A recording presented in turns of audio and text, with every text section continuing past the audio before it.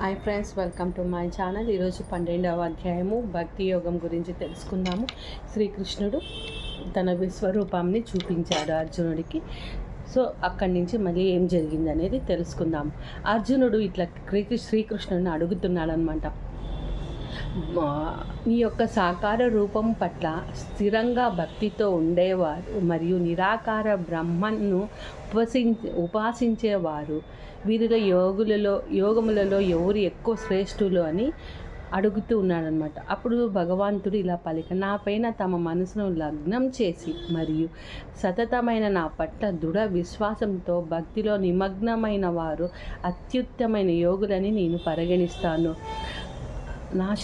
నాశరహితమైన అనిర్వచనమైన వాడు, అవ్యక్తమైన వాడు, సర్వవ్యాప్తి అయిన వాడు, మనోబుద్ధులను అతీతుడు, మార్పు లేనివాడు, నిత్య శాశ్వతుడు మరియు నిశ్చలమైన వాడును ఆయనను పరమసత్యం యొక్క నిరాకార తత్వాన్ని ఇంద్రియాలను నిగ్రహించి సర్వత సమబుద్ధితో ఉంటూ సర్వభూతములు సంక్షేమం కోసం నిమగ్నమై ఉంటూ ఆరాధించేవారు కూడా నన్ను పొందుతారు. మనసు ఎందు అవ్యక్తమైన పట్ల ఆసక్తి లేనివారు సిద్ధి పదములు చాలా కష్టంతో కూడుకున్నది. అవ్యక్తములను ఆరాధించడం అనేది శరీరబద్ధులైన జీవులకు చాలా కష్టతరమైనది. కానీ తాము చేసే కర్మలన్నింటినీ నాకే సమర్పిస్తూ నన్నే పరమ లక్ష్యంగా భావిస్తూ నన్నే ఆరాధిస్తూ మరియు అనన్య భక్తితో నా మీద ధ్యానం చేసేవారిని ఓ పార్త, నేను వారిని శీఘ్రంగా ఈ మృత్యు సంసార సాగరము నుండి విముక్తి చేస్తాను. ఏలినను వారి అంతఃకరణ నా యందు ఏకమై ఉంటుంది. నీ మనసు నా మీద లగ్నం చేయము మరియు నీ బుద్ధిని నాకు అర్పించము. ఆ తర్వాత నీవే సర్వదా నాలో నివసిస్తావు. దీనిపై ఎలాంటి సంశయము లేదు అని కృష్ణుడు అర్జునుడికి చెప్పినాడనమాట. సో బుద్ధిని స్వామిపై మనసును లగ్నం చేస్తే అప్పుడు మనకు కూడా ఆయనలో నివసిస్తామేమో చూడాలి. ఒకవేళ నీ మనసును నా యందు నిశ్చలంగా లగ్నం చేయలేకపోతే ఓ అర్జున, మనసు నిరంతరము ప్రాపంచిక విషయాల నుండి నిగ్రహిస్తూ నన్ను భక్తితో స్మరించటానికి అభ్యాసం చేయి. ఇది ఒక ఆప్షన్ ఉంది.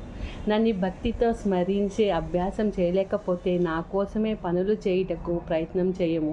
ఈ విధంగా భక్తి యుక్తి సేవ చేయటం వల్ల నీవు పరిపూర్ణమైన స్థాయిని చేరుకోగలవు. ఒకవేళ నీవు నా కోరిక భక్తితో పని చేయుట కూడా చేయలేకపోతే నీ కర్మ ఫలములను తుదించటానికి ప్రయత్నించు మరియు ఆత్మ యందు స్థితుడై ఉండము. యాంత్రికమైన అభ్యాసం కంటే జ్ఞానము మంచిది, జ్ఞానం కంటే ధ్యానం శ్రేష్టమైనది, ధ్యానం కంటే కర్మఫల త్యాగము మెరుగైనది. ఎందుకంటే ఇటువంటి త్యాగం చేసిన వెంటనే శాంతి లభించను.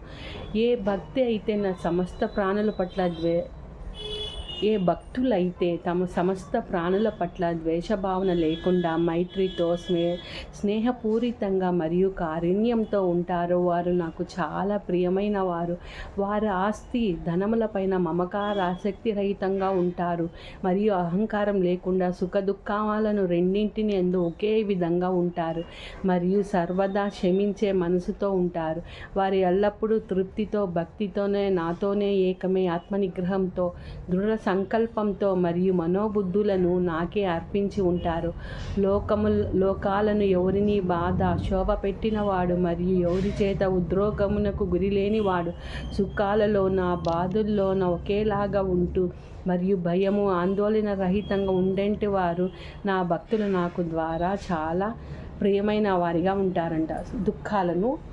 సుఖాలను రెండింటిని సమానంగా చూడాలి. ప్రాపంచిక లాభాల పట్ల అనాసక్తితో ఉండి బాహ్యంతరంలో పవిత్రంగా ఉండి దక్షతో ఉదాసీనంగా కలతలు లేకుండా మరియు అన్ని వ్యవహారాల్లోనూ స్వార్థ చింతన లేకుండా ఉన్నంటి వారు నా భక్తులు నాకు చాలా ప్రియమైన వారు. ఎవరైతే లౌకిక సుఖాల పట్ల ఆనందించకుండా మరియు ప్రాపంచిక కష్టాల పట్ల బాధపడకుండా ఉంటారో, ఎవరైతే నష్టం జరిగినా బాధపడరో లేదా లాభం కోసం ప్రాకులాడరో, శుభ పనులు రెండింటినీ త్యజిస్తారో అటువంటి జనులు భక్తితో నిండి ఉన్నవారు నాకు చాలా ప్రియమైన వారు. ఎవరైతే మిత్రుల పట్ల మరియు శత్రువుల పట్ల ఒకేలాగా ఉంటారో, గౌరవములు అవమానములు ఎడ చలి వేడిమి పట్ల సుఖ దుఃఖాల పట్ల సమబుద్ధితో ఉంటారో, మరియు చెడు సాంగత్యములను విడిచి ఉంటారో, దూషణ మరియు పొగడ్తను ఒకేలాగా తీసుకుంటారో, మౌనంగా చింతన చేస్తుంటారో, తమకు లభించిన దానితో తృప్తిగా ఉంటారో, నివాస స్థానము పట్ల మమకార శక్తి లేకుండా ఉంటారో, ఎవరి బుద్ధి స్థిరంగా ఉంటుందో, నా యందే లగ్నమై ఉన్నదో, మరి ఎవరైతే నా యందు భక్తితో నిండిపోయి ఉన్నారో అటువంటి వ్యక్తులు నాకు చాలా ప్రియమైన వారని శ్రీకృష్ణుడు ఇక్కడ చెప్తున్నాడు. ఎవరైతే ఇక్కడ ప్రకటించబడిన ఈ జ్ఞానామృతాన్ని గౌరవించి నాపై విశ్వాసంతో మరియు నేనే పరమ లక్ష్యంగా భక్తితో ఉంటారో వారు నాకు అత్యంత ప్రియమైన వారు అనేసి శ్రీకృష్ణుడు ఇక్కడ అర్జునుడికి చెప్తూ ఉన్నాడనమాట. సో మనకి తెలిసింది శ్రీకృష్ణుడి పట్ల మనం ఎలా ఆరాధించాలి, ఎలా ఉండాలి, ఏం చేయాలి అనేది అన్నీ మనకు తెలుసుకుందాం. సర్వం శ్రీ కృష్ణార్పణమస్తు. Thank you.